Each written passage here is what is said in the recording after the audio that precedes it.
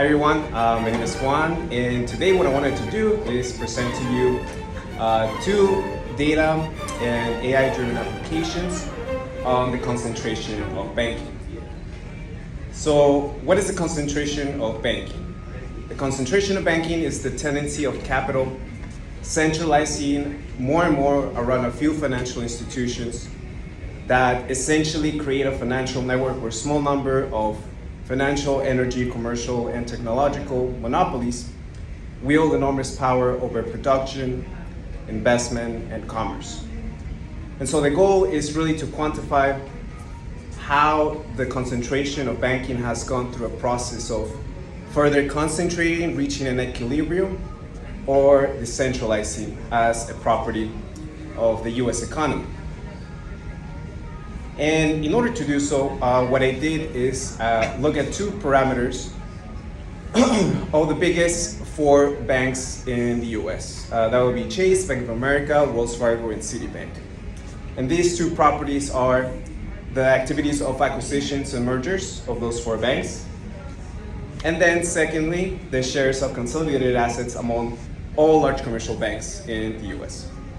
And what we mean by the large commercial banks is a definition by the Federal Reserve that qualifies large commercial banks as such if they have $300 million of assets or more. So let me show you the application right now. So right here what we have is essentially a network plot that details, each data point essentially details an activity, and each activity can either be an acquisition or a merger. So if we go all the way down here, we can see that one of the last activities of JP Morgan Chase was the acquisition of First Republic Bank back in 2023. And we can filter this based on whether we want to just take off the failures, the banks that failed and they had to be acquired or purchased.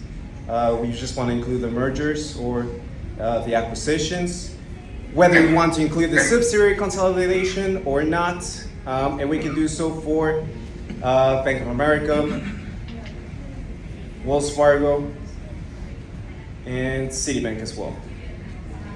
And on top of this, we have a phylogenetic tree map, which details this same information but in the summarized format to display this information for the last 3 decades for the big four banks. So if you go to Bank of America, we're gonna see that Merrill Lynch was acquired by Bank of America back in 2009 for a market price of $50 billion. That's the post 2008 global recession, the global economic crisis, right? So there was a lot of acquisitions happening during that time period.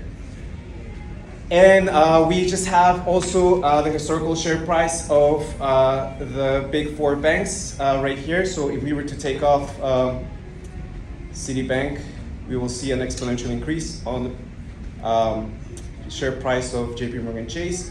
And this is essentially a bot that generates information on a daily basis. So the most up-to-date data is as of yesterday, right? So this gets automated on a daily basis. So we have the most updated information regarding the historical share price of each one of these banks. And on top of this, I did want to mention that this table essentially represents that not only do we have the concentration of banking among the large commercial banks, but also there is further concentration by looking at how the big four asset management companies own in terms of the shares of the big four banks. And those are BlackRock, Fidelity, State Street, and Vanguard, right? So we can see in this table that essentially, collectively, the huge gigabanks, the four huge asset management companies, essentially owned 30% of JP Morgan Chase. They own 26% of Bank of America. They own 30% of Citigroup, and then 68% of Wells Fargo. So So that's one of the properties that we're using in order to qualify the concentration of banking as a property, as a process of the U.S. economy, right?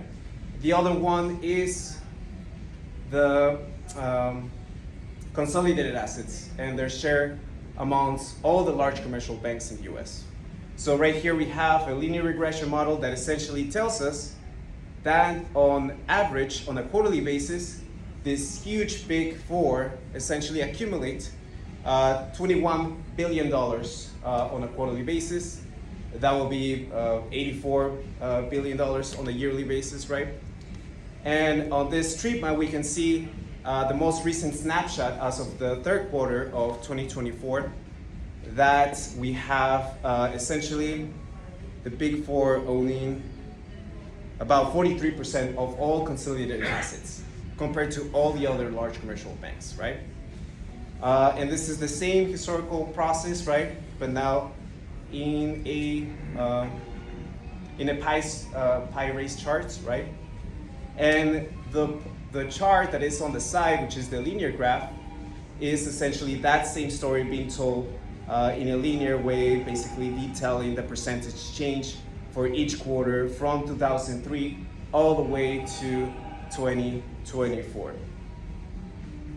So this is one of the things. This is one of the applications that I wanted to show you. The other application that I developed is essentially getting the same information, right? This is a table of all the large commercial banks in the US, right? We have the top 10s right here at the very top.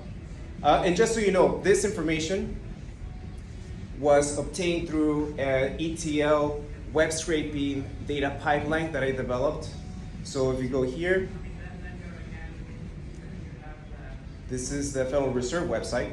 And so what I did was essentially create an ETL data pipeline that on a quarterly basis takes the information from the HTML, converts it, cleans it, standardizes it, and then converts it into a CSV file to then convert it into a pandas data frame, and then populates the plots that you see right here and the table that you see right here. So this is not data that is malleable, that is not data that is originally available, but it was data engineered to be able to come here and be able to be downloadable as a CSV file. People want to use this information and generate their own insights, they can do so.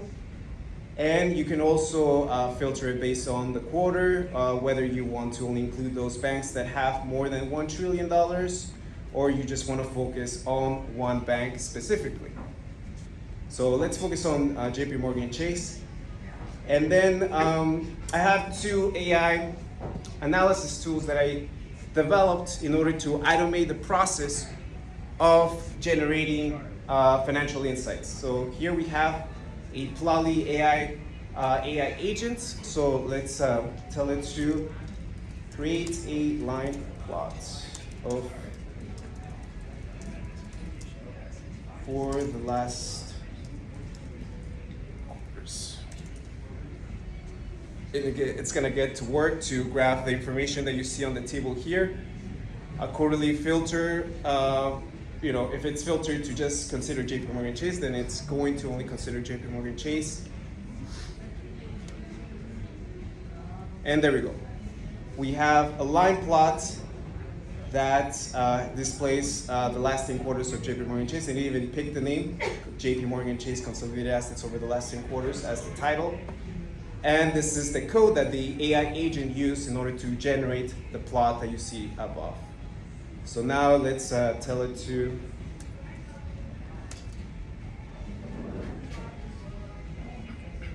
let's look at all the banks, and let's tell it to create a bar chart that of the top 10 banks.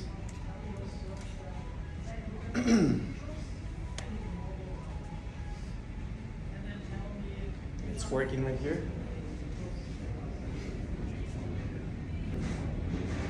And there we go. We have a bar chart, and basically displays on an orderly basis. JP Morgan Chase with,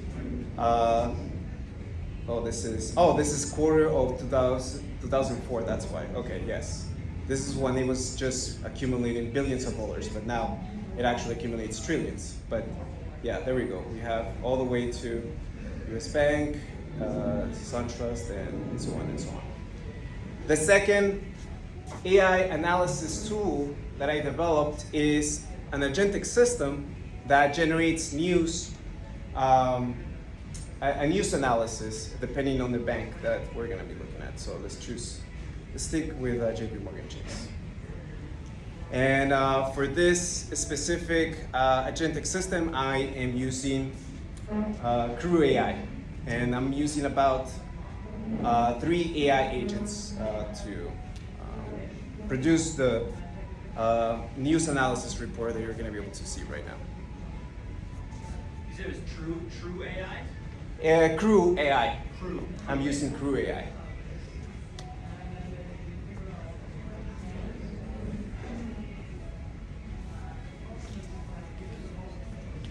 And there you go. Decided to create a report, and we have the main bullet points, right? It's saying JP Morgan Chase is leading the work on Klana Group PLC's US IPO expected in the first half of 2024. Second bullet point, JP Morgan Chase reports 50% rise in structured deals linked to non-traditional assets, reaching 63 billion this year.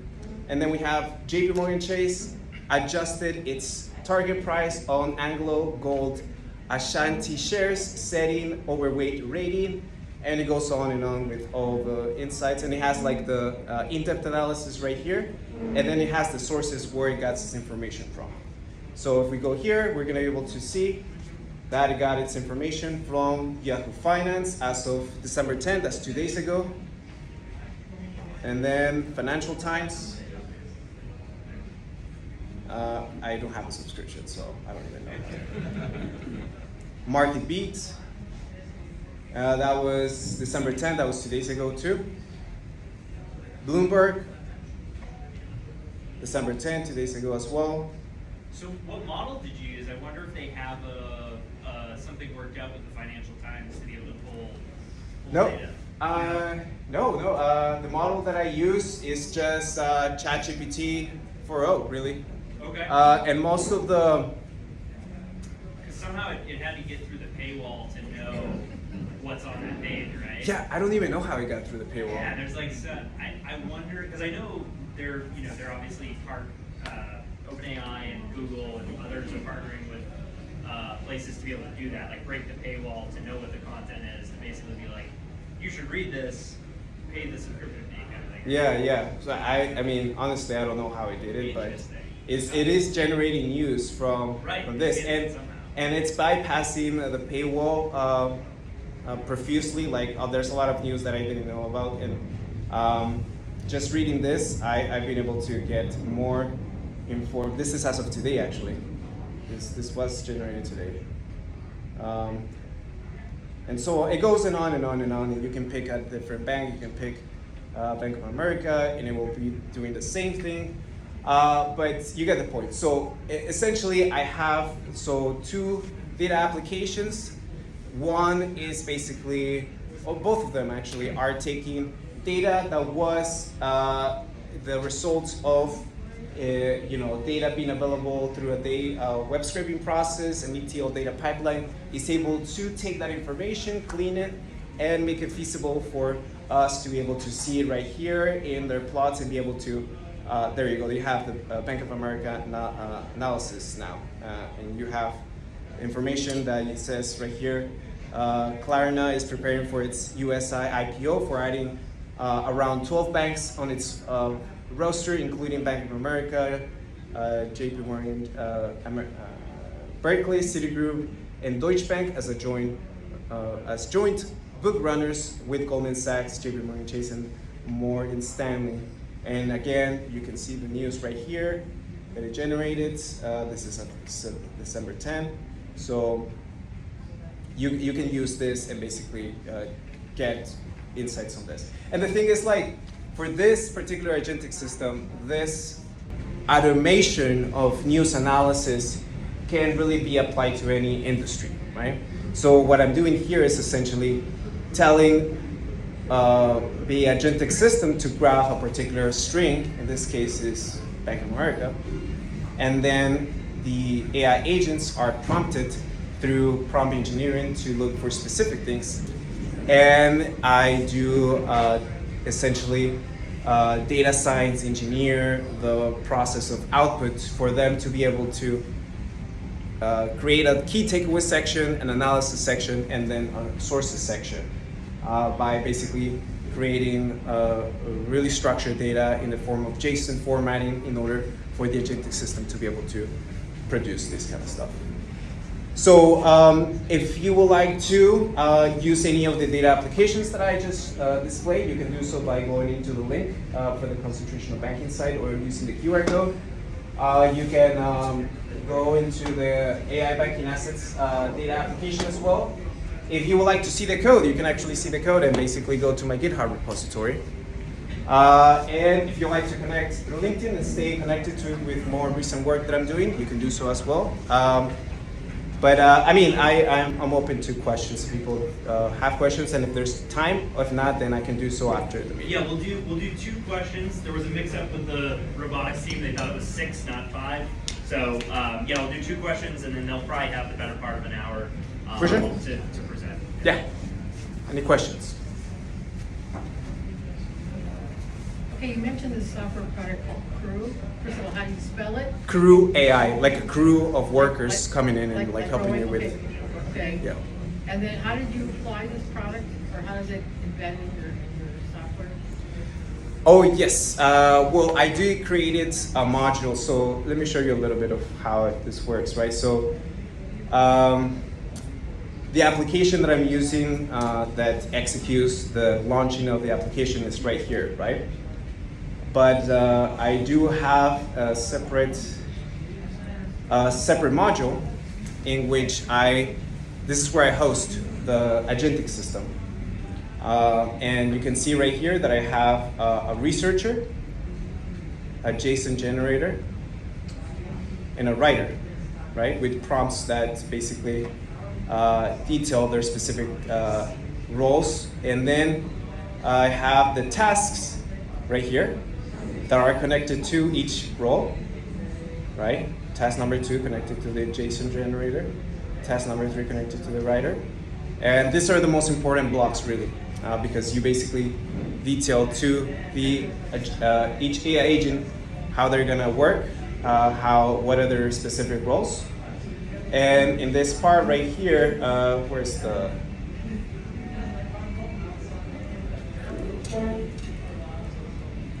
There we go. And here it's where I tell the Crew AI which kind of process I'm going to use in order for them to work together. It's going to be a sequential process. So it's going to come from the first AI agent, then working towards the second agent, and then working towards the third agent. And that is then fed as a module to my main application right here. So you're going to see that it's going to be news AI. So right here, this agentic system file is then fed to this to then be able to take the output that they were able to generate, the agentic system I mean, to then launch it into my application, which is based on Dash, Plotly Dash, as my data website framework. And then the tool that they're using to search for the web is essentially Tably, right? And I created a specific tool in Tably that is formatted specifically to maximize the ChatGPT API searching capacity so that it has a structure that is able to then use, and it's able to generate this type of JSON file. So if you can see right here, this JSON file has the articles that were generated during the process of searching the web. And the reason this is important, the reason that it's important to organize the JSON file in such a format is because we want the agentic system to have a feasible framework through which it can grab that information and then be able to prioritize that information based on parameters like relevance. This is the score of relevance right here, right? How relevant is this to the prompt that we gave it in the first place? And it's giving us that it's a 66% relevance. Sometimes it's 90%, sometimes it's 70%. Sometimes it's so low that it ignores it. Like these articles were never added to the analysis in itself. So it goes overboard and actually catches more articles than it needs because, I don't know, that's what it does. And it basically uses them and then prioritizes and publicizes them in the report that you saw in the dashboard. There you go. What caused you to look into the concentration of banking and what is the learning? If I were to go into the theory, I'll be in trouble. So I'll just tell you a very superficial answer to that. And I would say that it's, let's just say that it's a political economy project. If I were to study political economy as a science. I don't know if I can go further into that, but... Sounds interesting. You should discuss it over a beer. Huh? Sounds interesting. You should discuss it over a beer. Please invite me to a beer. I prefer Henneken. Yeah, you have 5 minutes. 5 minutes? Okay, any other questions? People would like to ask questions? Maybe like two minutes so that they can have. Oh yeah, sure. What is the ETL tools that you used? The ETL, oh man, the ETL. Can you repeat the question? Yeah, what was the ETL that I used in this process? So the ETL, I basically developed it myself from Python, right? So like I said, like what I did was essentially this website, right? I had to find the parameters in the HTML code that basically allow me to then identify where the table was, right? Okay, so for example, right here it says table. So I tell through my code in Python in the data pipeline, I basically tell it to find the parameter table in each one of these links that you see right here, you know? Because it's more than one quarter. As you see, it was like basically a range of quarters from 2003 to 24, right? Yes. And so based on that, then basically my data pipeline essentially goes through the process of, I don't know where it is, but you get the point. So it goes through the process of grabbing the HTML code, converts it into a CSV file. From the CSV file, it then gets concatenated into a huge CSV file that is the master database. And it's not so big, so it was not necessary to use a database, really. So right here, all this data that you see right here, it's hosted in my GitHub repository. So if you go to datasets, a lot of the plots that you see right here, they're just grabbed from this folder right here with all my CSV files through basically giving it the IPI key code to my GitHub repository, and then it sends it to my data application. So that's how I carry out that's how I edify the data pipeline for this project. And it's all through AWS, right? What was that? It's all through AWS. It's the data application, it is hosted through AWS, yes. Definitely post that on the Discord. There were like probably 3 or 4 tools in there that I had never heard about outside of Yeah, for sure. the robots. All right, thank you so much. Thank you.